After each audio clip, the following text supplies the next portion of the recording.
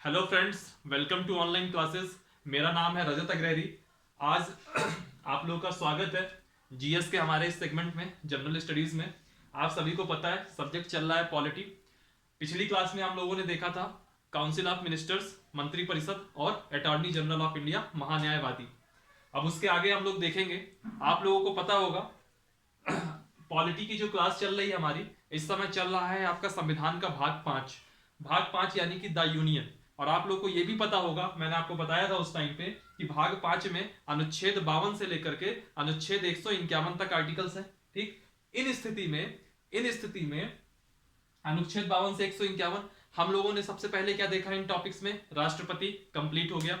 फिर उसके बाद हम लोगों ने क्या देखा? उपराष्ट्रपति कंप्लीट हो गया। उसके बाद हम लोगों ने क्या देखा? प्रधानमंत्री पद की संकल्पना वगैरह कहां से आती है, उनकी शक्तियां वगैरह क्या है, या उनसे रिलेटेड डिबेट क्या है, सब कंप्लीट हो गया।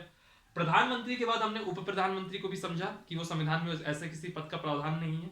फिर हमने मंत्रिपरिषद, मंत्रिमंडल ये देखा, कैबिनेट का मंत्रिमंडल का आकार वगैरह क्या होगा, ये सब देखा। फिर इसके बाद हम लोगों ने attorney general of India article 76 ये देखा कल की क्लास में।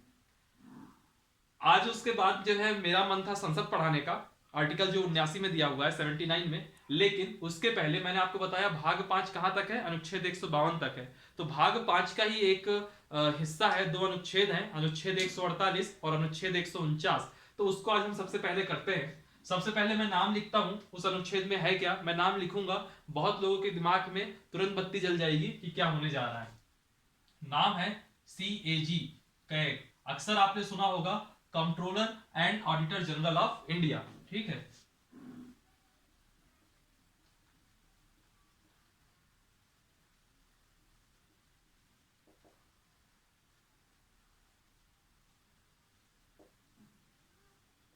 Controller and auditor general of India, यह भी संविधान के भाग 5 में है। CAG एक महत्वपूर्ण पद है, CAG एक महत्वपूर्ण पद है, इसको पढ़ना बहुत जरूरी है।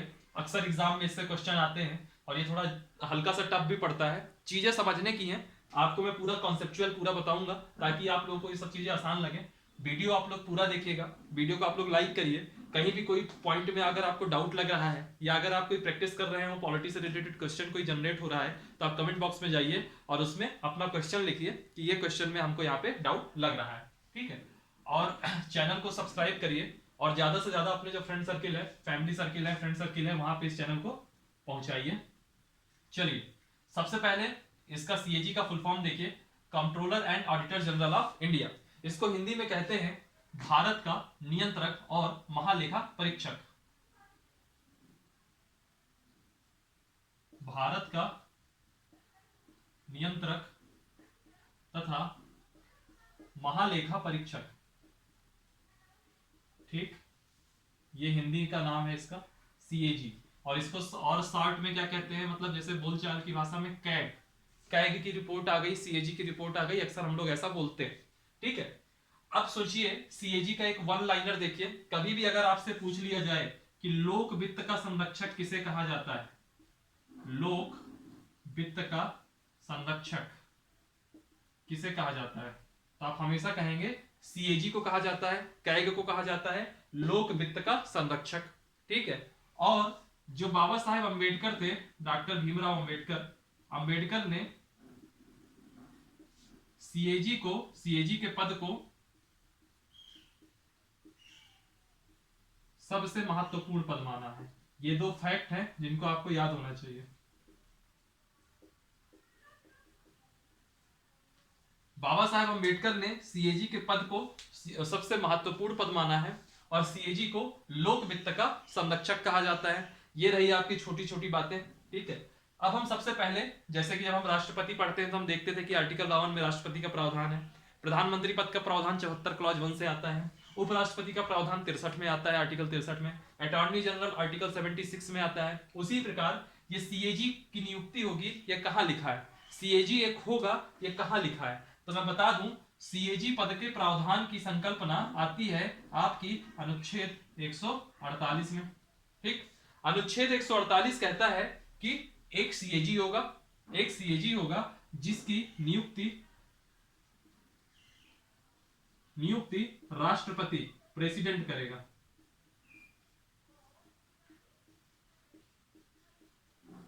नियुक्ति राष्ट्रपति करेगा। ठीक है, तो इसमें आपने अभी जितना भी आपके सामने लिखा है, क्या क्या लिखा है पढ़िएगा जरा। 3 फैक्ट लिखे हैं। लोक वित्त का संरक्षक किसे कहते हैं, क्वेश्चन में आ जाएगा, 4 ऑप्शन दिए रहेंगे तो आप सीएजी में टिक करेंगे। किसने जो है सीएजी के पद को सबसे महत्वपूर्ण पद माना है, तो डॉक्टर अंबेडकर ने माना है। किस अनुच्छेद के तहत सीएजी का प्रावधान है, आर्टिकल 148 के तहत प्रावधान है। और नियुक्ति कौन करेगा, राष्ट्रपति करेगा। इतने आपको फैक्ट यहां से मालूम चले। ठीक, फिर एक चीज आती है योग्यताएं, कि अगर मान लीजिए मुझको सीएजी बनना है तो सीएजी बनने के लिए क्या योग्यताएं होनी चाहिए। तो दरअसल क्या था कि जो इसकी योग्यताएं वगैरह होती हैं वह संविधान में नहीं दी हुई हैं। योग्यताएं वगैरह संविधान में नहीं दी हुई हैं। देखिएगा पूरी बात, जो योग्यताएं हैं, एलिजिबिलिटी क्या होनी चाहिए, ये संविधान में नहीं दी है।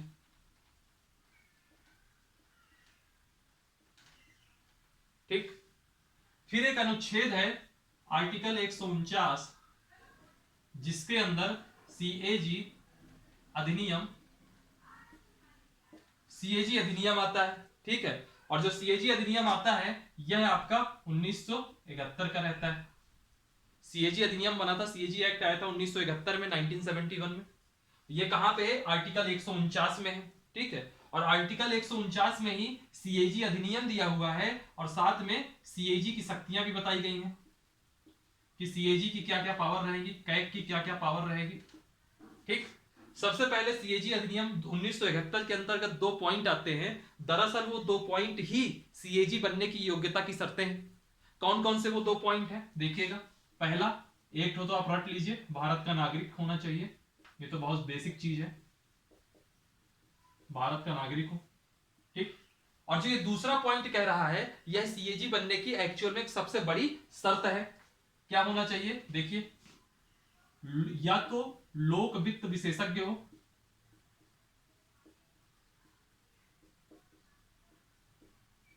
या तो लोक वित्त विशेषज्ञ हो, स्पेशलाइजेशन हो लोक वित्त में। ठीक, या फिर लोक लेखा परीक्षक हो, यानी कि ऑडिटर हो, लोक लेखा परीक्षक हो, या फिर 10 वर्षों तक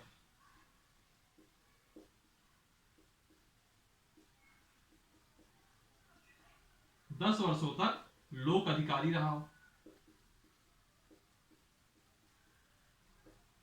ये कुछ शर्तें हैं। सीएजी अधिनियम 1971, अगर आपसे कोई पूछे योग्यता संविधान में दी हुई है तो आप कहोगे मूल संविधान में योग्यताएं नहीं दी हुई थी, बाद में आर्टिकल 149 में सीएजी अधिनियम 1971 जोड़ा गया। इसके अंतर्गत 2 शर्तें हैं। वह 2 शर्तें अगर जो कोई व्यक्ति फुलफिल करेगा उसको राष्ट्रपति सीएजी नियुक्त कर सकता है। कौन कौन सी शर्तें हैं, पहली शर्त है कि भारत का नागरिक हो, दूसरी शर्त है या तो वह व्यक्ति लोक वित्त विशेषज्ञ हो, या तो फिर वह लोक लेखा परीक्षक यानी कि ऑडिटर हो, या फिर 10 वर्षों तक लोक अधिकारी रहा हो। ठीक है, यह कुछ कंडीशन है। फिर शक्तियां क्या है ये अभी हम आगे देखेंगे। अभी बेसिक बेसिक चीजें देखिए जो आपको याद रखनी है फैक्ट वाइज। ठीक है, फिर है कार्यकाल, कि अगर मैं सीएजी कोई बनता है तो उसका कार्यकाल क्या होगा। तो कार्यकाल में याद रखिएगा, कार्यकाल इसका रहता है 6 वर्ष का, 6 वर्ष का। ठीक है, 6 वर्ष का कार्यकाल होगा, या फिर 65 वर्ष की आयु तक।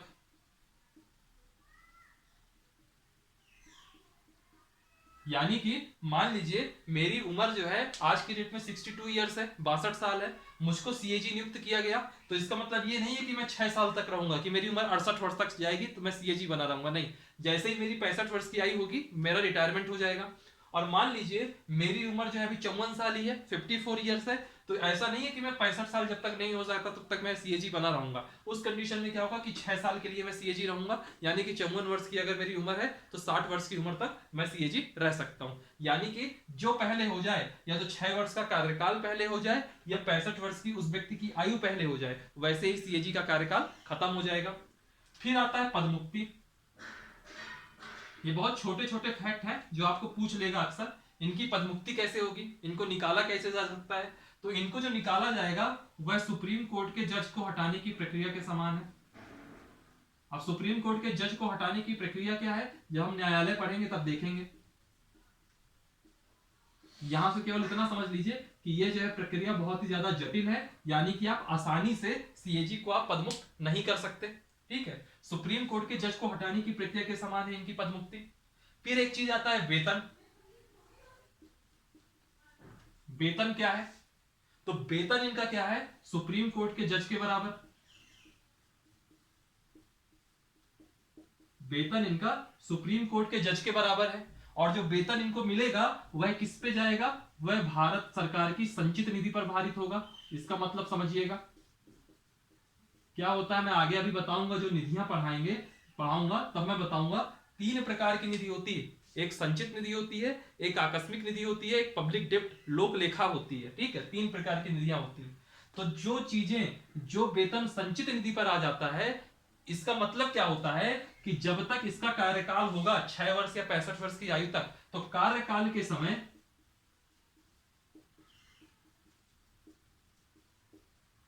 के समय वेतन कम नहीं किया जा सकता।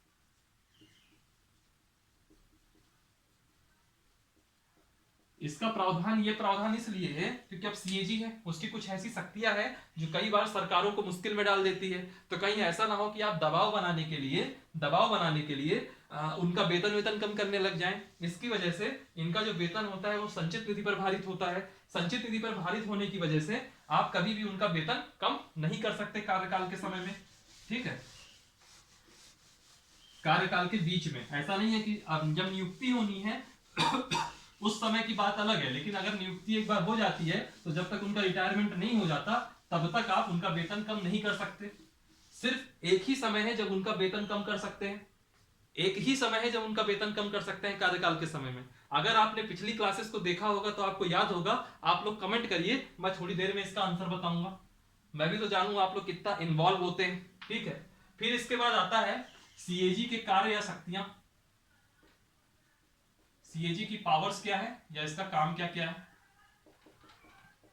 सीएजी सबसे पहले इसकी शक्ति है कि जो भारत सरकार है, इंडियन गवर्नमेंट है, उसकी जो लेखा है, लेखा का मतलब क्या होता है? जैसे कोई योजना है, उस पर आप कुछ पैसा आ रहा है, उस पर आपने कोई योजना बनाई, उस पर कुछ पैसा आ रहा है। ठीक है, तो वो पैसा सही सही तरीके से खर्च किया गया, पैसे की बर्बादी तो नहीं हो गई, या उस योजना में जो अमाउंट जारी किया गया है ना, उसका परीक्षण करना, यानी कि उसकी ऑडिटिंग करना। ठीक है, तो पहला काम है भारत सरकार की लेखाओं का परीक्षण करना।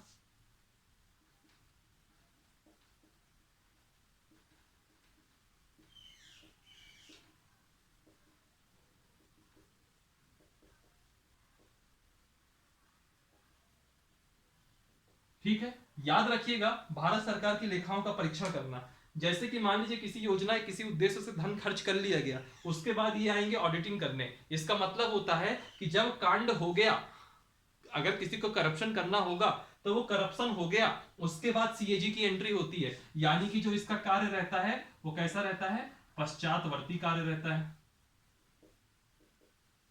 अक्सर ये स्टेटमेंट पे क्वेश्चन पूछता है यूपीएससी लेवल में। ठीक है, पश्चातवर्ती कार्य रहता है। दूसरा, जो राज्य सरकारें होती हैं, प्रांतीय सरकारें होती हैं, उनकी भी, राज्य या प्रांत की जो सरकारें होती हैं उनकी लेखाओं का परीक्षण करना। याद रखिएगा जब मैंने अटॉर्नी जनरल पढ़ाया था आर्टिकल 76, तब मैंने आपको बताया था कि आर्टिकल 165 में स्टेट के पास एक महाधिवक्ता होता है, लेकिन सीएजी इस देश का एक होगा। ऐसा नहीं होगा कि देश का सीएजी अलग होगा, स्टेट के सीएजी अलग होंगे। सीएजी सिर्फ एक रहता है, ये याद रखिएगा। ठीक है, तो वो जो है भारत सरकार की भी जो लेखाओं का परीक्षण करेगा, ऑडिटिंग करेगा, और जो राज्य या प्रांतीय सरकार है उनकी लेखाओं का भी परीक्षण करेगा। ठीक, तीसरा पॉइंट आता है जो सरकारी कंपनियां होती हैं, पीएसयूज वगैरह, सरकारी कंपनियों का लेखा परीक्षण भी करेगा।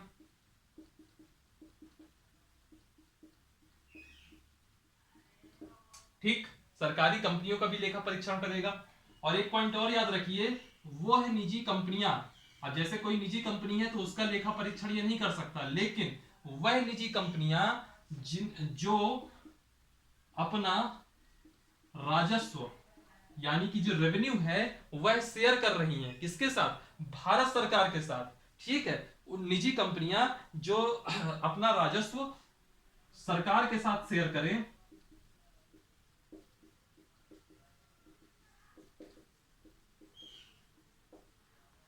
उनका लेखा परीक्षण सीएजी कर सकती है। आप ये चीज समझिएगा जरा, मैं क्यों कह रहा हूं, मैं इसलिए कह रहा हूं ऐसा, देखिएगा मेरी बात।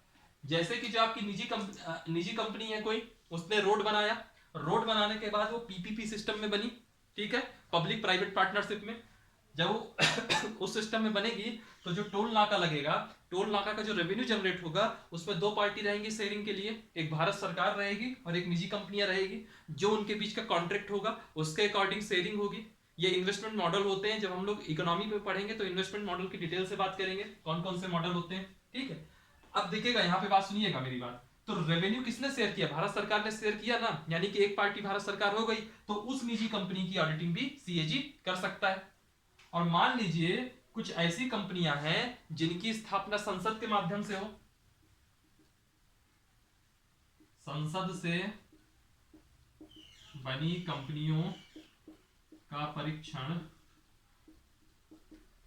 अगर कोई कंपनियां जिसको संसद ने बनाया उनका भी लेखा परीक्षण कर सकती है, यदि लेखा परीक्षण यदि उस कानून में, जैसे संसद ने कोई कानून बनाया उसके अंतर्गत एक कंपनी बनी तो उसका वो लेखा परीक्षण कर सकती है, लेकिन तब जब उस कानून में लेखा परीक्षण की अनुमति दी गई हो।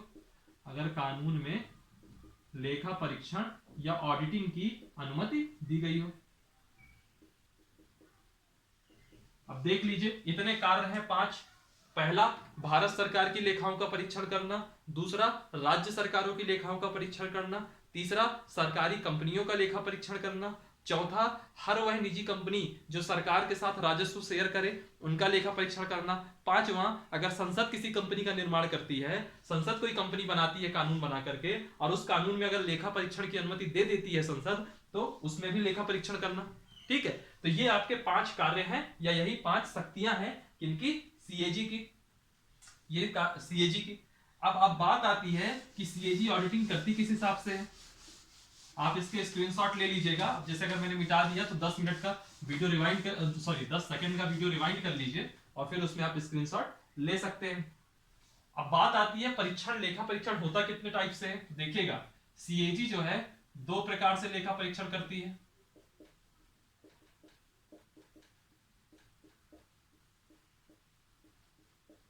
दो प्रकार से लेखा परीक्षण करती है।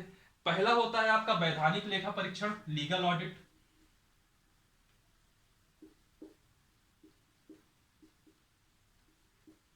पहला होता है आपका वैधानिक लेखा परीक्षण, जिसको हम लोग इंग्लिश में कहते हैं लीगल ऑडिट। और दूसरा होता है आपका परफॉर्मेंस ऑडिट, यानी कि निष्पादन लेखा परीक्षण।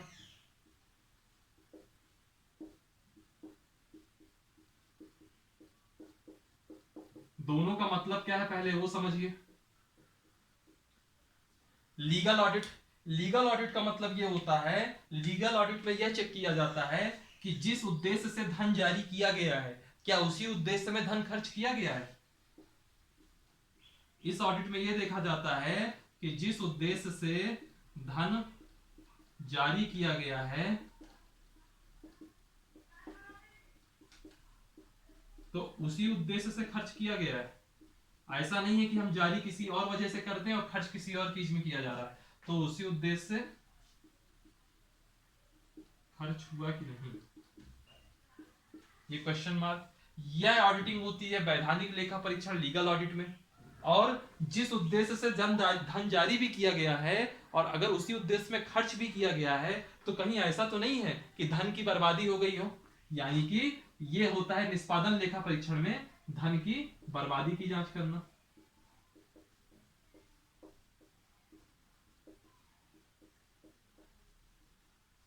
ठीक, मान लीजिए ये आगरा है, ये बॉम्बे है, इसके बीच में एक एबी रोड बन गई। एबी रोड के उद्देश्य के लिए धन जारी किया गया, लेकिन रास्ते में कुछ और कंस्ट्रक्शन भी कर दिया गया एक्स्ट्रा, तो यह लीगल ऑडिट के माध्यम से देखा जाएगा कि धन सिर्फ इस रोड के लिए जारी किया गया था, उसके अलावा आपने और कैसा कंस्ट्रक्शन कर दिया, यह लीगल ऑडिट के अंतर्गत आएगा। ठीक, अब अगर मान लीजिए निष्पादन परफॉर्मेंस ऑडिट में क्या होगा कि आपने खर्च सिर्फ इसी रोड के लिए किया, लेकिन आपने खर्च थोड़ा ज्यादा कर दिया, यानी कि आपने धन की बर्बादी कर दी, तो इसको यह एज ए करप्शन मान करके यह लेखा परीक्षण करेगा परफॉर्मेंस ऑडिट के अंतर्गत। ठीक है, धन जिस उद्देश्य से जारी किया गया है उसी उद्देश्य से खर्च किया गया या नहीं, ये हम देखेंगे लीगल ऑडिट में, और धन की बर्बादी तो नहीं कर दी, ये देखेंगे हम परफॉर्मेंस ऑडिट में। ठीक, इसके बाद क्या होता है हम यह देखेंगे, मान लीजिए सीएजी ने अपनी एक रिपोर्ट बनाई किसी प्रोजेक्ट को लेकर के, ये या मान लीजिए जैसे कि अभी हाल फिलहाल का बहुत चर्चित था कोयला घोटाला। ठीक है, तो कोयला घोटाला ऐसे किसी को सपना नहीं आ गया था, इसके पीछे सीएजी की एक रिपोर्ट आई थी कि कोयला के जो क्षेत्र आवंटित किए गए हैं उसमें अनियमितताएं हैं, इरेगुलरिटीज है। वो कैसे होता है, मान लीजिए सीएजी ने एक रिपोर्ट बनाई, तो जांच प्रक्रिया कैसे होती है वह देखिए। सीएजी की जांच प्रक्रिया क्या होती है, मान लीजिए सीएजी ने रिपोर्ट बनाई, सीएजी की रिपोर्ट, सीएजी कभी भी वो रिपोर्ट संसद में नहीं देगा, सीएजी वो रिपोर्ट सीधे किसको देगा, संसद को देगा, ओ राष्ट्रपति को देगा। सीएजी वो रिपोर्ट राष्ट्रपति को देगा, और राष्ट्रपति क्या करेगा, उस रिपोर्ट को संसद के पटल में रखेगा। संसद के पटल में रखेगा, और संसद के पटल में रखने के बाद इस रिपोर्ट की जांच करेगी लोक लेखा समिति। लोक लेखा समिति जांच करेगी। ठीक है, ऐसे जो है सीएजी की जांच रिपोर्ट की प्रक्रिया चलती है, लोक लेखा समिति जांच करेगी। ठीक, ऐसे जो है प्रोसेस होती है। सीएजी की रिपोर्ट राष्ट्रपति के पास जाती है, राष्ट्रपति संसद में रखता है, और संसद के पटल में रखने के बाद लोक लेखा समिति जांच करती है। अब यहाँ एक शब्द आता है लोक लेखा समिति, जब हम पार्लियामेंट्री कमिटीज पढ़ेंगे, संसदीय समितियां पढ़ेंगे, वहां लोक लेखा समिति को अच्छे से देखेंगे। फिलहाल मैं अभी के लिए बता दूं कि लोक लेखा समिति में कुल 22 मेंबर होते हैं, 22 सदस्य होते हैं, जिसमें 15 जो मेंबर होते हैं वह आपके लोकसभा के होते हैं, और जो 7 मेंबर होते हैं यह आपके राज्यसभा के होते हैं। ठीक, तो ये है लोक लेखा समिति, यह आपकी जांच करेगी। ठीक है, तो होता क्या है, अब आप कहोगे कि क्या ये सीएजी भ्रष्टाचार पे नियंत्रण कर सकती है, तो मैं कहूंगा कि जो सीएजी है यह भ्रष्टाचार में नियंत्रण नहीं कर सकती, भ्रष्टाचार में नियंत्रण नहीं कर सकती।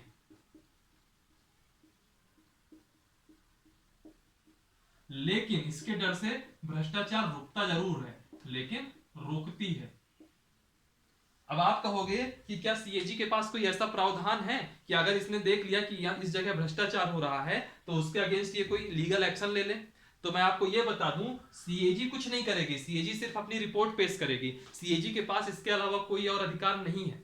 सीएजी सजा नहीं सुना सकती, सीएजी पेनाल्टी नहीं ठोक सकती, सीएजी कुछ नहीं कर सकती। सीएजी उस चीज के आधार पे जिसकी वो ऑडिटिंग करेगी उसमें वह रिपोर्ट जारी करेगी और बताएगी, दो तरीके की ऑडिटिंग करेगी, परफॉर्मेंस और लीगल ऑडिट। लीगल ऑडिट में यह बताएगी कि जिस उद्देश्य से धन खर्च किया गया है क्या उस उद्देश्य से धन खर्च हुआ भी है या नहीं, और दूसरा जो है परफॉर्मेंस ऑडिट में वो बताएगी, परफॉर्मेंस ऑडिट में, कि कहीं धन की बर्बादी तो नहीं हुई।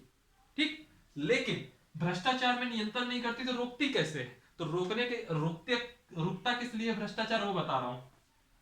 मान लीजिए कि इन्होंने एक रिपोर्ट बनाई, रिपोर्ट में कहा कि कोयला घोटाला हुआ है, या कुछ उन्होंने ऐसे आंकड़े पेश किए कि उसका लब्बो लुआब निकल रहा है कि कोयला घोटाला हुआ है। ठीक, उस कंडीशन में क्या होगा, इस रिपोर्ट के आधार पे, जो सीएजी की रिपोर्ट आती है, रिपोर्ट के आधार पे इतने सारे लोग हैं हमारे यहाँ, एनजीओज हैं, कई सारे एक्टिविस्ट हैं, तो ये क्या करेंगे, रिपोर्ट के आधार पर पीआईएल जनहित याचिका दायर कर सकते हैं।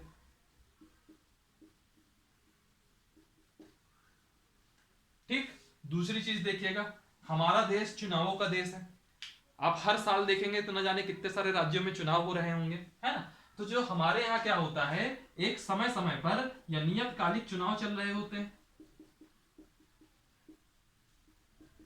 नियतकालिक चुनाव चल रहे होते हैं। तो जो सीएजी अगर रिपोर्ट जारी कर देगी कि इस चीज में भ्रष्टाचार हुआ है, अगर ऐसा कुछ होता है, तो जो पार्टी केंद्र में होगी उसके अगेंस्ट एक परसेप्शन बिल्डिंग हो जाएगा, उसके अगेंस्ट जनादेश हो जाएगा, जनता उससे ये कहेगी कि तो भ्रष्ट पार्टी है। यानी कि सीएजी इस तरह के मीडियम से भ्रष्टाचार रोक सकती है। सीएजी कोई नियंत्रण नहीं कर सकती, सीएजी पेनाल्टी नहीं लगा सकती, सीएजी पनिशमेंट का प्रावधान नहीं करती, लेकिन सीएजी रिपोर्ट के आधार पर चुनाव में पार्टियां डरती हैं कि कहीं सीएजी ने फाइल कर दी रिपोर्ट तो हमारी थू ना हो जाए, फिर रिपोर्ट के आधार पर पीआईएल दायर कर सकते हैं और फिर न्यायाधीश उसको, जो जज है सुप्रीम कोर्ट है, वह उसमें वर्डिक्ट अपना सुना सकते हैं। ठीक है, ऐसा कुछ है सिस्टम। फिर इसके बाद हम देखेंगे सीएजी की आलोचना, बहुत इंपॉर्टेंट टॉपिक है। और इंपॉर्टेंट टॉपिक क्या है, सब मेंस के पॉइंट ऑफ व्यू से इंपॉर्टेंट है, अभी आप लोग के लिए इतना नहीं है अगर आप केवल प्रीलिम्स के ओरिएंटेड हैं, फिर भी मैं उसको हल्का सा टच कर देता हूं। सीएजी की आलोचना क्या है? सीएजी में एक बहुत बड़े व्यक्ति थे, पॉल एप्पलबी, बहुत फेमस है पॉल एप्पलबी। इन्होंने जो है सीएजी का जो पद है, सीएजी की बहुत तगड़ी आलोचना करी, कटु आलोचना की। इनका कहना है कि जो सीएजी जैसी संस्थाएं हैं, ये जो एडमिनिस्ट्रेटिव ऑफिसर्स होते हैं, प्रशासनिक अधिकारी होते हैं, उनका यह मनोबल गिरा देती हैं। ठीक है, और जिससे जो है जो प्रशासनिक अधिकारी हैं वह, मैं पूरा लिख नहीं रहा, उसके बाद सुनिए आप, जो प्रशासनिक अधिकारी हैं वह निर्भीकतापूर्ण बिना डरे काम नहीं कर पाते। उनको यही डर बना रहता है कहीं सीएजी अपनी गलत रिपोर्ट ना फाइल कर दे। दरअसल होता क्या है कि जो प्रैक्टिकल चीजें हैं वो अलग होती हैं और जो थ्योरेटिकल चीजें हैं वो अलग होती हैं। जैसे मान लीजिए आपने कहा कि ये रोड बनानी है, अब इस रोड के लिए जो जमीन आ रही है, जमीन का लैंड एक्विजिशन करना पड़ेगा, भूमि अधिग्रहण करना पड़ेगा। अब आपको लग रहा है कि ये भूमि पूरी की पूरी 1 लाख रुपए में मिल जानी चाहिए, लेकिन जब जमीन में ग्राउंड में जाते हैं तो मालूम चल रहा है कि 1 लाख की जगह हमारा खर्च हो जा रहा है 1,20,000 रुपए, है ना। तो उनको क्या लगता है कि 20,000 रुपए भ्रष्टाचार हो गया। कई बार होता भी है, ऐसा नहीं है, लेकिन कई बार ऐसा भी होता है कि वहां मजबूरी हो जाती है 20,000 रुपए अमाउंट एक्स्ट्रा खर्च करने की। ठीक है, तो ऐसे करके ये सीएजी की कटु आलोचना हुई। अब एक टॉपिक और आता है इसमें, एक चीज और कहते हैं कि जो सीएजी है, जो सीएजी है यह भारत में भ्रष्टाचार को रोकने के लिए कारगर नहीं है। इसी की आलोचना में कहते हैं कि जो सीएजी है यह भ्रष्टाचार रोकने में कारगर नहीं है। अब आप पूछोगे ऐसा क्यों कहा जाता है, तो ऐसा इसलिए कहा जाता है क्योंकि सीएजी यहां पे जो आती है पूरी प्रक्रिया होने के बाद, यानी कि अगर मान लीजिए भारत में कोई भ्रष्टाचार हो रहा है किसी योजना में, तो जब पूरा भ्रष्टाचार हो चुका होगा, सीएजी भारत में उसके बाद आएगी, भ्रष्टाचार के बाद आएगी। जबकि ब्रिटेन में सीएजी अगर उसको लग जाए कि भ्रष्टाचार हो रहा है तो सीएजी बीच में अपना इंटरफेयर कर सकती है ना। तो सीएजी जैसे ब्रिटेन में है भ्रष्टाचार वाकई में रोक सकती है, लेकिन हमारे इंडिया में सीएजी भ्रष्टाचार रोक नहीं सकती, नियंत्रित नहीं कर सकती, सिर्फ और सिर्फ डरा सकती। एक चीज और याद रखिएगा, एक क्वेश्चन आता है अक्सर, जैसे आप एनटीपीसी का एग्जाम दे रहे होंगे या आपने एसएससी का एग्जाम देंगे जो जीएस वगैरह का आएगा, तो ये पूछ लेगा वर्तमान में सीएजी कौन है। तो जो अभी सीएजी हैं उनका मैं नाम लिख रहा हूं, उनका पूरा नाम है गिरीश चंद्र मुर्मू। बहुत लोग इनका नाम जानते होंगे, ये कुछ दिन पहले तक जम्मू कश्मीर में थे, है ना, एलजी बने हुए थे, लेफ्टिनेंट गवर्नर बने हुए थे, पूरा एडमिनिस्ट्रेशन संभाल रहे थे। इनको शॉर्ट में कहते हैं जीसी मुर्मू। ये आज के डेट के सीएजी हैं। ठीक है, तो ये आपको इतना पता होना चाहिए। सीएजी का टॉपिक यहीं से खत्म होता है, छोटा सा टॉपिक था, भाग संविधान के भाग 5 में ही है इसका, आर्टिकल 148 और 149, तो मैंने सोचा क्यों ना इसको यहीं पे खत्म कर देते हैं। आई होप सीएजी से रिलेटेड कोई क्वेश्चन आएगा तो आप लोगों से सॉल्व हो जाएगा। यूपीएससी लेवल में भी, आईएएस लेवल का भी अगर आप एग्जाम दे रहे होंगे तो प्रीलिम्स में इसके बाहर कहीं कुछ नहीं आना है। ठीक है, ये हो गया आपका सीएजी। फिर इसके बाद अब हम लोग वापस से अपने टॉपिक में आते हैं, जो हमारा कंटिन्यू चल रहा था, पार्ट 5 का ये भी पार्ट था, लेकिन जो कंटिन्यू चल रहा था जहां से आप लोगों को मजा आएगी शायद टॉपिक में, उस टॉपिक का नाम है संसद। हम लोग बात करेंगे आज संसद। ठीक, संसद, संसद को इंग्लिश में क्या कहते हैं, पार्लियामेंट। ठीक, लिखता नहीं हूं, पार्लियामेंट कहते हैं, चलो लिख ही देता हूं, पार्लियामेंट कहते हैं। दरअसल क्या है, एक आर्टिकल है, आर्टिकल 79 आर्टिकल 79 कहता है, 79 कहता है कि जो भारत की संसद है, संसद 3 अंगों से मिलकर बनी है। कितने अंग हैं? 3 अंग, यानी कि संसद के अंदर 3 चीजें होंगी। तीन चीजें कौन कौन है यह देख लीजिए। अक्सर यही क्वेश्चन पूछ लेगा कि निम्न में से संसद का कौन भाग नहीं है। चार ऑप्शन देंगे, पहला राष्ट्रपति, दूसरा लोकसभा, तीसरा राज्यसभा, चौथा चौथा इनमें से कोई नहीं। ठीक है, तो आपका सही आंसर होगा इनमें से कोई नहीं। क्यों? क्योंकि तीन अंग में जो पहला अंग है वह है राष्ट्रपति, प्रेसिडेंट। दूसरा जो अंग है वह है आपका राज्यसभा। समझिएगा, बहुत लोग इसको जानते होंगे इन सब चीजों को, लेकिन बहुत लोग हैं जिनका कॉन्सेप्ट क्लियर नहीं होगा कि क्या है। बस चीजें न्यूज में आती है तो हम लोग पढ़ लेते हैं ना। और तीसरा जो अंग है संसद का वह है लोकसभा। ठीक, मैं लोकसभा को शॉर्ट में एलएस लिखूंगा और राज्यसभा को शॉर्ट में आरएस लिखूंगा। और राष्ट्रपति हम लोगों ने पहले पूरा कर लिया है, तो संसद का ये अंग हमसे कंप्लीट हो गया है। ये टॉपिक हम लोग कर चुके हैं पहले। इसकी नियुक्ति देखे, निर्वाचन देखे, पदमुक्ति देखे, महाभियोग देखे, रिक्त की सिचुएशन देखे, इसकी शक्तियां देखे, आपातकालीन शक्तियां तक देख लिए, जो कि भाग 18 में थी। तो राष्ट्रपति हमारा कंप्लीट है। संसद के अंदर अगर क्वेश्चन पूछे संसद के कितने अंग है तो 3 अंग है। कौन कहता है? आर्टिकल 79 कहता है। कौन कौन है? राष्ट्रपति, राज्यसभा और लोकसभा। अब हम इस राज्यसभा और लोकसभा की बात करते हैं। ठीक, चीजों को इनके अन्य क्या क्या नाम है वह देखते हैं। ठीक है, दरअसल क्या है, जो राज्यसभा है, राज्यसभा को कहा जाता है उच्च सदन। राज्यसभा को कहा जाता है उच्च सदन और लोकसभा को कहा जाता है निम्न सदन। बहुत लोगों के मन में सवाल होगा ऐसा क्यों? मैं अभी एक एक पॉइंट बताऊंगा इसमें कि ऐसा क्यों। ठीक, राज्यसभा को कहा जाता है द्वितीय सदन। यह भी बताऊंगा कि इसको अगर ये उच्च है तो द्वितीय क्यों है, द्वितीय सदन। और लोकसभा को कहा जाता है प्रथम सदन। ठीक, द्वितीय सदन और लोकसभा हो गया प्रथम सदन। राज्यसभा हमेशा स्थायी होता है, इसको भी मैं बताता हूं ऐसा क्यों कहा जाता है। और लोकसभा को कहा जाता है अस्थायी सदन। लोकसभा को कहा जाता है अस्थायी सदन। फिर इसको कहा जाता है संघीय सदन। एक एक पॉइंट बताऊंगा अभी कि ऐसा क्यों कहा जा रहा है, अभी तो बस केवल आप देखते जाइए। और इसको कहा जाता है लोकप्रिय सदन।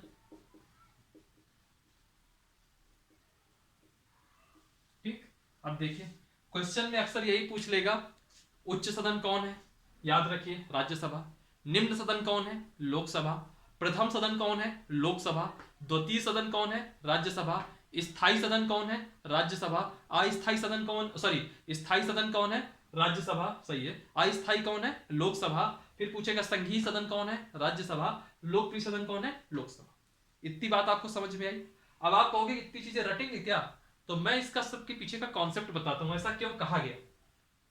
किताबों में साफ साफ लिखा है, लेकिन क्यों कहा गया ये मैं आपको बता रहा हूं। देखिएगा, होता क्या है, जब हमने राष्ट्रपति की शक्तियां देखी थी तो मैंने आपको बताया था कि राष्ट्रपति राज्यसभा में 12 लोगों को मनोनीत करता है।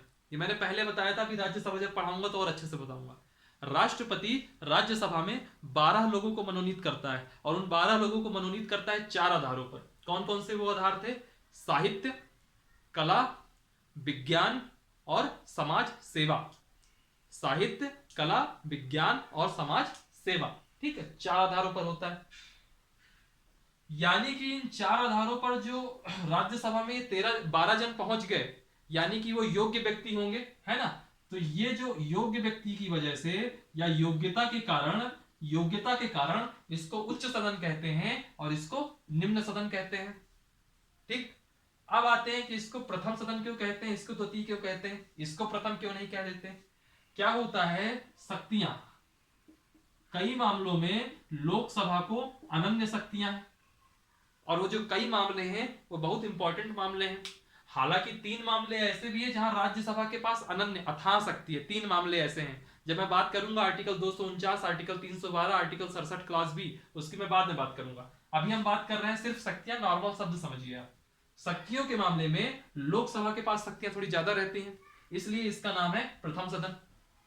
ठीक, अब हम बात करते हैं स्थायी और अस्थायी। स्थायी इसलिए कि राज्यसभा कभी भंग नहीं होती, राज्यसभा कभी भंग नहीं होती, और लोकसभा हर 5 वर्ष में भंग होगी। लोकसभा हर 5 वर्षों में भंग होगी, जबकि राज्यसभा कभी भंग नहीं होगी। तो भंग नहीं होती, हालांकि जो उसके सदस्य हैं वह 6-6 साल में रिटायरमेंट होता जाएगा उनका। जैसे अभी कल ही के दिन गुलाम नबी आजाद, उनका 6 साल पूरा हुआ तब वो चले जाएंगे, उनकी जगह कोई दूसरा चुन के आएगा। लेकिन सदन भंग नहीं होगा, सदन भंग नहीं होगा। लेकिन जब लोकसभा की बात आती है तो हर 5 साल में चुनाव होते हैं। 2009 में चुनाव हुआ, 2004 में चुनाव हुआ, फिर 2014 में मोदी जी चुन के आए तब चुनाव हुआ, 2019 में चुनाव हुआ, फिर 2024 में चुनाव होगा। तो लोकसभा 5 साल के लिए चलती है, 5 साल के लिए चलती है, इसलिए 5 साल के बाद फिर लोकसभा के सदस्य भर नहीं बाहर जाते, वह लोकसभा ही पूरी की पूरी भंग की जाती है, यानी कि ये अस्थायी है। ठीक है, और ये स्थायी है क्योंकि राज्यसभा कभी भंग नहीं होता। फिर संघीय सदन क्यों कहते हैं, नाम से ही स्पष्ट है, राज्यसभा यानी कि यह प्रांतों के हित की बात करता है, प्रांतों का हित, स्टेट के हित की बात करता है। और जो लोकप्रिय सदन है यह जनता के हित की बात करता है, यह जनता के हित की बात करता है। आप लोगों ने हमेशा रटा होगा कि राज्यसभा उच्च सदन, लोकसभा निम्न सदन, यह द्वितीय सदन, यह प्रथम सदन, यह स्थायी, यह स्थायी। आज आपको पहली बार कॉन्सेप्ट समझ में आया होगा कि ऐसा कहा क्यों जाता है। हर एक पॉइंट के पीछे कुछ ना कुछ एक वैलिड रीजन है, समझ रहे हैं बात को, ये था ये वैलिड रीजन। अब इसके बाद हम लोग बात करते हैं कि ये चीजें हो गए, बेसिक नाम हो गया। ये आर्टिकल 79 संसद 3 अंगों से मिलकर के बनी है, इनके अन्य नाम मैंने आपको बता दिए। अब हम इस पे एक एक चीज उठाते हैं। अब आपको पता है राष्ट्रपति तो हो चुका है, राष्ट्रपति को पढ़ाने का कोई मतलब तो है नहीं कि राष्ट्रपति, क्योंकि हमने पिछली क्लासेस में देख लिया है, आर्टिकल 52 के माध्यम से, आर्टिकल 52 से चालू किए थे। आज हम बात करेंगे सबसे पहले राज्यसभा की, फिर हम बात करेंगे लोकसभा की। राज्यसभा में फिर एक एक चीज देखेंगे कि कैसे लोग इसमें चुने जाते हैं, कैसे उनकी पदमुक्ति होती है, क्या कैसे सिस्टम है, कितना कार्यकाल है ना, किस प्रकार के इनके चुनावों का नाम है, कितने सदन होते हैं, सब कुछ देखते हैं। यानी कि राज्यसभा का गठन, राज्यसभा का गठन। देखिए, जो राज्यसभा का गठन है तो संविधान कहता है, संविधान में जो अधिकतम मेंबर हो सकते हैं, देखिएगा संविधान के अनुसार जो इसमें अधिकतम होंगे, मैक्सिमम लोग हो सकते हैं, उनकी संख्या है 250। 250 सदस्य राज्यसभा में चुने जा सकते हैं, और इन 250 सदस्यों में से 238 सदस्य निर्वाचित होंगे, और जो 12 सदस्य हैं वह मनोनीत होंगे। ये मैक्सिमम स्ट्रेंथ की बात कर रहा है कौन, कॉन्स्टिट्यूशन, संविधान कहता है। लेकिन वर्तमान जो स्थिति है, वर्तमान स्थिति यानी कि जो संसद की स्थिति है, यानी कि जो वर्तमान स्थिति है, प्रेजेंट टाइम की स्थिति है, उसमें टोटल मेंबर कितने हैं, टोटल मेंबर है 245 सदस्य, 245 सदस्य। और 245 सदस्य में 233 सदस्य निर्वाचित होते हैं और 12 सदस्य मनोनीत होते हैं।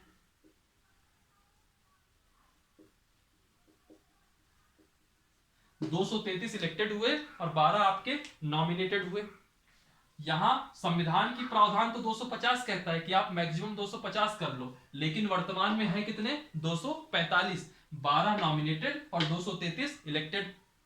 ठीक, अब इसके बाद जो ये मनोनयन होता है, यह मनोनयन कौन करता है, मनोनयन करेंगे राष्ट्रपति, मैंने पहले ही बताया है आपको, और किसकी सलाह पर, मंत्रिपरिषद की सलाह पर। राष्ट्रपति मंत्रिपरिषद की सलाह पर नियुक्त करेंगे या मनोनीत करेंगे। ठीक, और जो ये मनोनयन होगा यह 4 आधारों में होगा, 4 आधारों में होगा। कौन कौन से आधार होंगे, पहला आधार होगा साहित्य, दूसरा आधार होगा कला, तीसरा आधार होगा विज्ञान, और चौथा आधार होगा समाज सेवा। ठीक, इन 4 आधारों पर मनोनयन होगा राज्यसभा के इन 12 सदस्यों का। वापस से रिकॉल करिए, राज्यसभा मैक्सिमम होने चाहिए थे 250, सिर्फ इतना याद रखिए। इसमें ये 238 और 12 एक बार भूल भी जाएंगे दिक्कत नहीं है, लेकिन ये भी याद हो जाएगा। क्यों? अगर 12 जन मनोनीत होंगे तो जो बचेंगे 250 में वो निर्वाचित होंगे। लेकिन आज संसद की वर्तमान व्यवस्था में कितने लोग हैं? 245 सदस्य हैं राज्यसभा में, जिसमें 233 निर्वाचित हैं यानी कि इलेक्टेड हैं, और जो 12 सदस्य हैं ये मनोनीत हैं यानी कि नॉमिनेटेड हैं। अब सुनिएगा, ये जो मनोनयन है ये कौन करता है? राष्ट्रपति करता है। किसकी सलाह में करता है? मंत्रिपरिषद की सलाह में करता है। और कितने आधारों पर करता है? 4 आधारों पर। कितने आधारों पर? 4 आधारों पे। और वो आधार का क्या नाम है? साहित्य, कला, विज्ञान, समाज सेवा। अब इसके बाद हम देखते हैं कि इनका निर्वाचन कैसे होता है, यह चुने कैसे जाते हैं, और इनका जो चुनाव होता है उस पद्धति का क्या नाम है। सुनिएगा मेरी बात। निर्वाचन जो इनका होता है यह होता है अप्रत्यक्ष। याद करिएगा, जब हम राष्ट्रपति के चुनाव की बात कर रहे थे तब भी यही सेम शब्द आए थे, अप्रत्यक्ष, आनुपातिक, एकल मत हस्तांतरणीय पद्धति। हर शब्द का एक एक मतलब है, सब शब्द का एक एक मतलब है। अप्रत्यक्ष का मतलब क्या हुआ कि राज्यसभा में जो लोग जाते हैं उनको जनता नहीं चुनती है, बल्कि जनता के द्वारा चुने गए प्रतिनिधि चुनते हैं। ठीक है, यहां कौन आएगा? निर्वाचक मंडल में कौन होगा? वोट देने वाले कौन होंगे?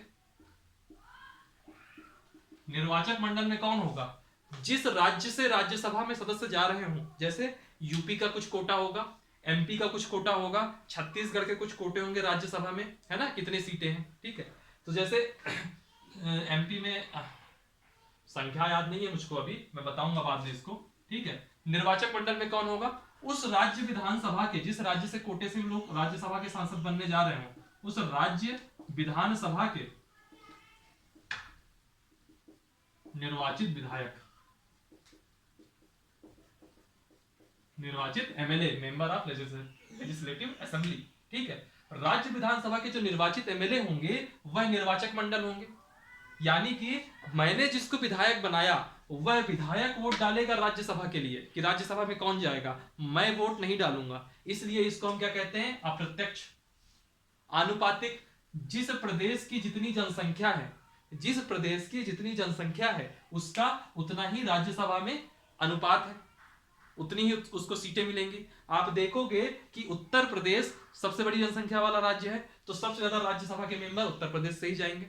ठीक, फिर है एकल मत हस्तांतरणीय पद्धति। याद करिए, जब हमने राष्ट्रपति बोला था प्रेफरेंस वाइज वोटिंग होती है, ये मेरी पहली प्रेफरेंस है, ये मेरी दूसरी प्रेफरेंस है।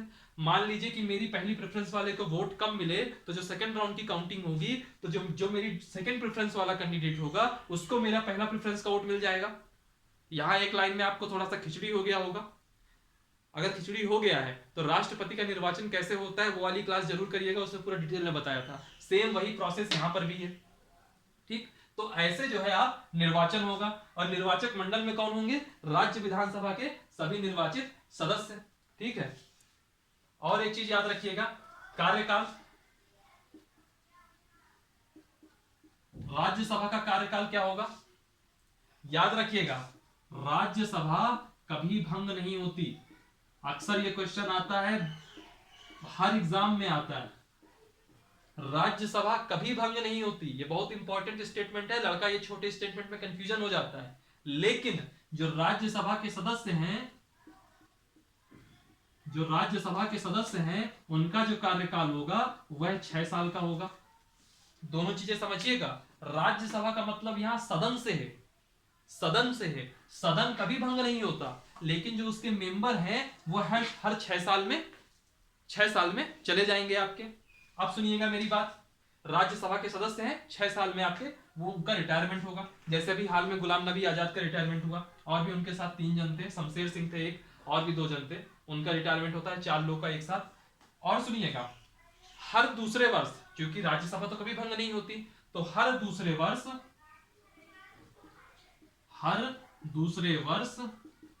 कितने कैंडिडेट?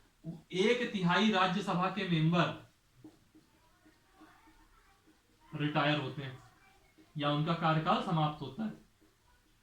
यानी कि मान लीजिए कि 300 लोग हैं राज्यसभा में, मान लीजिए 300 लोग हैं, 245 है मुझको भी पता है, लेकिन मैं ऐसा जानबूझ के कह रहा हूं। 300 लोग हैं राज्यसभा में, तो क्या होगा, मान लीजिए जो पहले का 2 साल होगा, पहले जो 2 साल होंगे इसमें 100 लोग रिटायर होंगे, इन 100 की जगह कोई नए 100 आएंगे।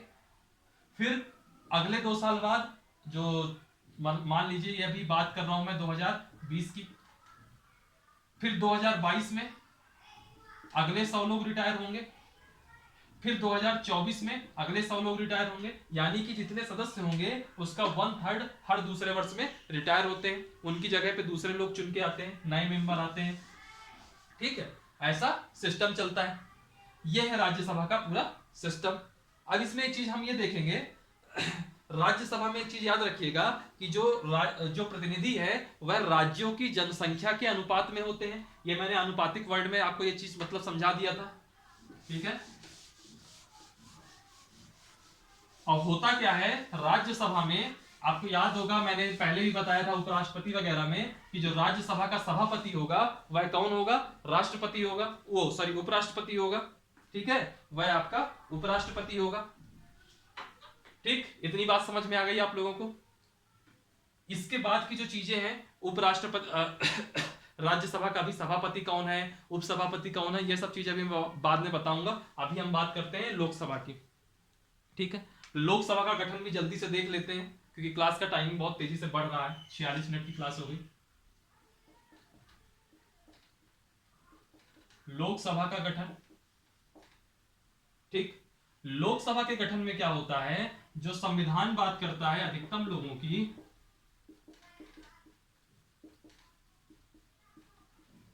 संविधान बात करता है अधिकतम लोगों की, तो संविधान कहता है कुल 552 लोग होंगे, जिसमें 550 लोग तो निर्वाचित होंगे, 550 लोग तो निर्वाचित होंगे, लेकिन 2 लोग जो होंगे उनको राष्ट्रपति मंत्रिपरिषद की सलाह में मनोनीत करेगा। और ये 2 लोग कौन होंगे, याद करिए जब हमने राष्ट्रपति की शक्तियां पढ़ी थी, ये 2 लोग एंग्लो इंडियन होंगे। और आंग्ल भारतीय का मतलब क्या होता है कि जो पितृकुल है वो यूरोपीय है और जो मातृकुल है वो भारतीय हो, तो जो संतान की उत्पत्ति होगी वो एंग्लो इंडियन कहलाएगा या आंग्ल भारतीय कहलाएगा। ठीक है, याद रखा करिए इन सब चीजों को। अब ये जो दूसरा पॉइंट है जो मैं लिख रहा हूं, ये संसद यानी कि आज की वर्तमान की स्थिति क्या है, याद करिए 2014 का चुनाव, नरेंद्र मोदी बीजेपी का नारा 272 प्लस, 272 प्लस, 272 प्लस का नारा क्यों दिया था उन्होंने कि 272 प्लस से ज्यादा हमको सीटें चाहिए, यानी कि 273 सीटें मिनिमम चाहिए, यानी कि 273 बहुमत का आंकड़ा होता था। तो क्यों, क्योंकि वर्तमान में यहाँ की सीटें हैं 545 और 545 का आधा होता है 272.5, यानी कि 273 जिसके पक्ष में होगा उसके पक्ष में बहुमत होगा। ये बीजेपी का नारा था उस समय। याद रखने की ट्रिक्स है और कुछ नहीं, ऐसे करके आप थोड़ा दिमाग में याद रख सकते हो। 545 जन होने चाहिए, जिसमें जो 543 होंगे 543 यह निर्वाचित होंगे, इलेक्टेड होंगे, और जो 2 जन होंगे यह आपके मनोनीत होंगे, नॉमिनेटेड होंगे। और जो ये नॉमिनेटेड होंगे ये कौन होंगे, आपके एंग्लो इंडियन होंगे। हालांकि इस बार जो है जब SC ST के लिए 10 साल के आरक्षण का बिल लाया गया था और SC ST अनुसूचित जाति जनजाति को 10 साल के आरक्षण के लिए बढ़ा दिया गया है, तो इस बार एंग्लो इंडियन के लिए आरक्षण का बिल नहीं आया। तब आगे से आप मान के चलिए कि एंग्लो इंडियन की जो ये 2 सीटें हैं ये खाली रहेंगी, इनका मनोनयन नहीं होगा। बाद में कभी बिल आ जाए मुझे नहीं पता, फिलहाल की स्थिति जो है वो मैं आपको बता रहा हूं। और याद रखिएगा जो ये लोकसभा है और यह इसके जो सदस्य हैं दोनों का जो कार्यकाल होगा, टेन्योर होगा, वह कितना होगा, 5 वर्ष। मैंने कहा था कि ये अस्थायी है, 5 वर्ष के बाद लोकसभा भंग हो जाएगी और जो इसके सदस्य होंगे उनका भी कार्यकाल 5 वर्ष होगा। राज्यसभा में राज्यसभा कभी भंग नहीं होती और उसके सदस्यों का कार्यकाल कितना है, 6 वर्ष है। चलिए इसके आगे इसको समझते हैं, इसका निर्वाचन कैसे होता है। फटाक से हो जाएगा, कोई बहुत बड़ी चीज नहीं है। ये इसलिए जल्दी हो जाएगा क्योंकि आप लोग खुद ही वोट देते हैं, तो यह जल्दी हो जाएगा। ठीक है, निर्वाचन, निर्वाचन का आप नाम समझिए पहले। निर्वाचन कैसे होता है, निर्वाचन इसका जो होता है प्रत्यक्ष निर्वाचन होता है,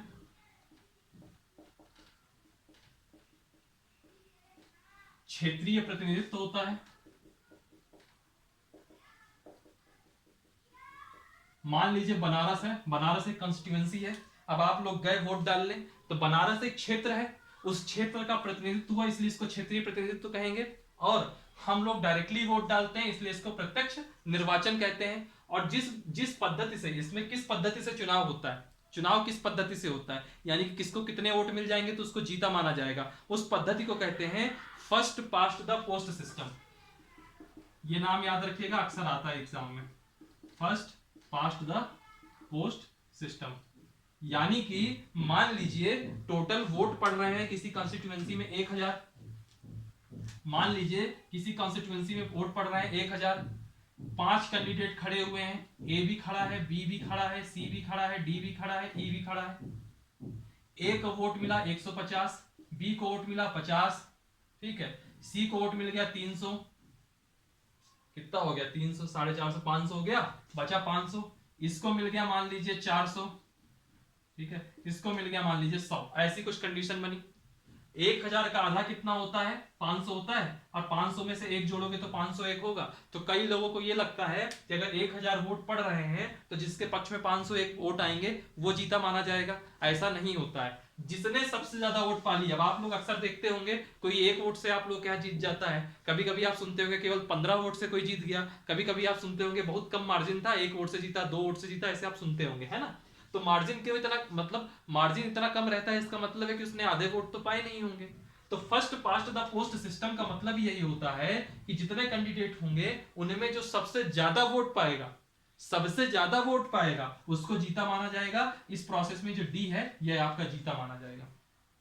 समझ रहे हैं बात को, ये जो डी है आपका, यह है आपका जीता माना जाएगा, ठीक है। इसी को कहते हैं first past the post system. तो जो लोकसभा का सीटें होती हैं, अगर आपको लोकसभा का सांसद बनना है, सदस्य बनना है, निर्वाचित होना है, तो आपको अपने क्षेत्र में सबसे ज्यादा वोट चाहिए, सबसे ज्यादा वोट चाहिए। इसका मतलब ये नहीं है कि आपको आधे से ज्यादा वोट चाहिए, समझ रहे हो आपको, आधे से ज्यादा वोट नहीं, सबसे ज्यादा वोट से मतलब है। बहुत बेसिक चीज थी ये।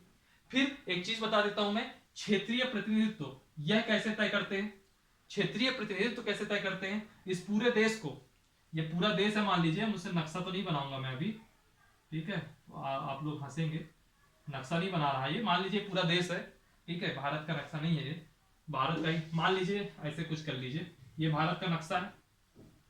आपको कितने प्रतिनिधि चाहिए, 545, उसमें से 2 मनोनीत होंगे तो उनको गोली मारिए, अभी 543 लोग हैं, तो इनको आप 543 हिस्सों में इस क्षेत्र को बांट देंगे, पूरे नक्शे को, ठीक। और किस आधार पर बांटेंगे, तो जो क्षेत्रीय प्रतिनिधित्व में बांटने का आधार होगा, यही एग्जाम में पूछता है अक्सर, उसको कहेंगे जनसंख्या का आधार, पॉपुलेशन के आधार पर क्षेत्र बांटे जाएंगे, ठीक है। पॉपुलेशन के क्षेत्रफल के आधार पर कभी नहीं बांटेंगे। आप देखना, लेह लद्दाख 45,000 किलोमीटर का क्षेत्र, 45,000 स्क्वायर किलोमीटर का क्षेत्र है वो, लेकिन लोकसभा की सांसद की सीट सिर्फ 1 है। समझ रहे हैं बात को, ठीक है। और जबकि यहाँ यूपी वगैरह में देखेंगे तो 45,000 किलोमीटर में जाने कितने लोकसभा सीटें आ जाएंगी। आधार क्या है, सिर्फ जनसंख्या, ठीक है। और इसको तय कौन करता है, उस आयोग का नाम होता है परिसीमन आयोग। कौन तय करेगा कि कितनी सीटें हैं कितनी नहीं, वह कौन तय करेगा, परिसीमन आयोग। परिसीमन आयोग का जो प्रमुख होगा वो कौन होगा, सुप्रीम कोर्ट का रिटायर्ड जज। इससे रिलेटेड 2-3 फैक्ट है, देख लीजिए जल्दी जल्दी। सुप्रीम कोर्ट का रिटायर्ड जज परिसीमन आयोग का अध्यक्ष होगा, ठीक है। अब सुनिएगा, जो ये जनसंख्या के आधार पर क्षेत्र बांट देगा, जो भी यह क्षेत्र बांट देगा, वही अल्टीमेट माना जाएगा। और इस परिसीमन आयोग पर नियंत्रण किसका है, तो नियंत्रण हमेशा होगा चुनाव आयोग का। लिखते जाइएगा, ये बहुत इंपॉर्टेंट चीजें हैं, एक एक चीज जो है आपका क्वेश्चन में पूछ लेता है, फिर उस समय बत्ती नहीं लगती कि कहां से क्वेश्चन आ रहा है। परिसीमन आयोग, इसके अध्यक्ष कौन हुए, या जो मेन होंगे सुप्रीम कोर्ट के रिटायर्ड जज होंगे। नियंत्रण किसका होगा, चुनाव आयोग का होगा। और एक पॉइंट याद रखिएगा, जो भी परिसीमन आयोग बोल देगी, जो कुछ भी परिसीमन आयोग बोल देगी, उसमें न्यायिक पुनरावलोकन नहीं होगा। ये नहीं कि जज आ जाए और उंगली करें, कोर्ट का कोई इंटरफेयर नहीं है इसमें, न्यायिक पुनरावलोकन नहीं होगा, ठीक है। और जो ये परिसीमन आयोग, जो पिछला परिसीमन आयोग जब बना था, तो इसने 2026 तक के चुनाव के लिए, 2026 तक के चुनावों के लिए सीटें फिक्स कर दी थी कि यहां इतनी इतनी सीटें रहेंगी 2026 तक के लिए, ठीक है, तो परिसीमन आयोग 2026 तक के लिए आपको सीटें फिक्स करके जा चुका है, यानी कि जो 2024 का चुनाव होगा वो भी अभी इसी सिस्टम में होगा, और 2026 तक जितने राज्यों में चुनाव होंगे इसी परिसीमन आयोग के द्वारा जो सीटें सेट की गई हैं इसी सीटों में होगा। लेकिन जब 2026 के बाद के जो चुनाव होंगे वो जो नया परिसीमन आयोग आएगा जिस हिसाब से वो सीटें तय करेगा जनसंख्या को आधार बनाते हुए, फिर वह आपका नया क्षेत्र कहलाएंगे। नई कॉन्स्टिट्यूएंसी होगी, कॉन्स्टिट्यूएंसी रहेगी 543 ही, ठीक है, लेकिन जो जनसंख्या है कि अभी हमारा नेता कोई और था, हमारा क्षेत्र कोई और लगता था लोकसभा, अब बाद में पता चला लोकसभा क्षेत्र दूसरा लग गया, अभी विधानसभा क्षेत्र दूसरा लग रहा है, नए परिसीमन आयोग के बाद हो सकता है दूसरा लग जाए, ठीक है, ये चीज होगी और कुछ नहीं। ये था आपका परिसीमन आयोग। इसमें एक चीज और याद रखिएगा, जो ये first past the post system है, इसमें सार्वभौमिक वयस्क मताधिकार है, सार्वभौमिक वयस्क मताधिकार, यानी कि अगर आपकी उम्र 18 वर्ष से ज्यादा है फिर आप सबको ही वोट देने का अधिकारी है। वो मैटर नहीं करता कि वह लड़का है कि लड़की है, कि क्या जाति है, क्या धर्म है, इससे कोई मतलब नहीं है। सार्वभौमिक वयस्क मताधिकार है। इसकी हमने प्रियम्बल के टाइम में भी चर्चा करी थी, जब केसी वीर साहब ने लोक प्रभुता के अगेंस्ट बयान दिया था कि भारत के संविधान में लोक प्रभुता नहीं है, भारत की प्रस्तावना में, तब हमने सार्वभौमिक वयस्क मताधिकार का कुछ लॉजिक, उन्होंने लॉजिक दिया था, फिर हमने भी कुछ लॉजिक दिया था। आप लोग याद करिएगा, ना याद हो तो प्रियम्बल की क्लास देखिएगा। और एक चीज याद रखिएगा, एक शब्द अक्सर आप सुनते होंगे, जमानत जब्त होना, कि चुनाव लड़ने गए थे, बड़े साहब आए थे, लेकिन जमानत जब्त हो गई। जमानत जब्त का मतलब क्या होता है कि जो डाले गए वोट हैं, डाले गए जो वैध मत हैं, लीगल वोट हैं, उनका 1/6 से कम पाने वाले की जमानत जब्त हो जाती है। यानी कि मान लीजिए, इसको कहते हैं 16.66%। मान लीजिए यहाँ 1000, यहाँ जो मैंने एग्जांपल लिया था, 1000 जन ने वोट डाला, ये पूरे के पूरे लीगल वोट है, 1000 लोगों ने जो वोट डाला, इसका 1/6 कर दीजिए, इसका 1/6 कर दीजिए, लगभग 166 आएगा। जिस कैंडिडेट को 166 से कम वोट मिलेंगे वह कैंडिडेट की जमानत जब्त मानी जाएगी। इसको लाने के पीछे एक उद्देश्य ये था कि कम से कम ऐसा नहीं कि भर्रों मच जाए चुनाव लड़ने के लिए, चुनाव लड़ने वही लोग आए जो थोड़ा सीरियस हो। बाद में यही जमानत जब्त होना थोड़ा उसका नाक का सवाल बन जाता है, ठीक है। तो आज की क्लास हम इतना ही रखते हैं, थोड़ा लंबा हो गया बाद में, तो आज की क्लास इतना रखते हैं। कल से हम लोग बात करेंगे कि संसद का सदस्य बनने की योग्यता क्या है, सदस्यता कैसे समाप्त होती है, और भी जो उसके आगे टॉपिक आएंगे। चलिए फिर वीडियो को लाइक करिए, कमेंट करिए, जो आपके डाउट है कमेंट सेक्शन में डालिए, वीडियो को शेयर करिए, ज्यादा से ज्यादा अपने दोस्तों सब जगह फैलाइए। डिस्क्रिप्शन बॉक्स में जाएंगे, टेलीग्राम की लिंक जरूर ज्वाइन कीजिए, और भी बाकी जो लिंक दी हुई होंगी उनको ज्वाइन करिए, और आप लोग बराबर पूरा वीडियो देखा करिए, पूरी नोट्स बनाइए, ठीक है, और अच्छे से पढ़ाई करिए, हंसते रहिए और पढ़ते रहिए। Thank you so much.